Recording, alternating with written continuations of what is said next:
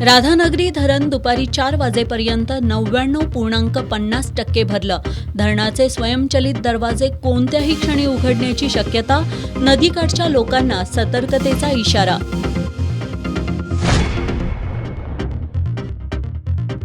हॉटेलमध्ये सार्वजनिक शौचालयातील नळाचं पाणी वापरलं. कुरुंदवाडमधील हॉटेल गुरुप्रसादला व्यवसाय बंद करण्याची अन्न आणि औषध प्रशासनाची नोटीस. अन्य 2 हॉटेलकडेही परवाना नसल्याचं उघड.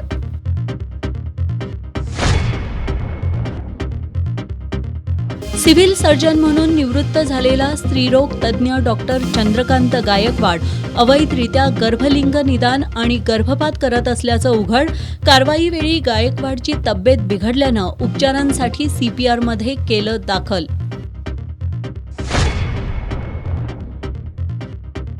आंदोलनांसाठी पूर्व परवानगी घेण्याची सक्ती करणाऱ्या शिवाजी विद्यापीठ प्रशासनाला भारतीय विद्यार्थी मोर्चा संघटनेनं पाठवली नोटीस.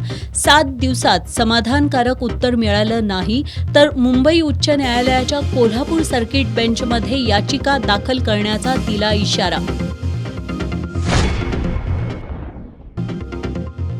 आणि केशवराव भोसले नाट्यगृहाचं खाजगीकरण नव्हे तर आता खाजगी व्यवस्थापन नेमलं जाणार.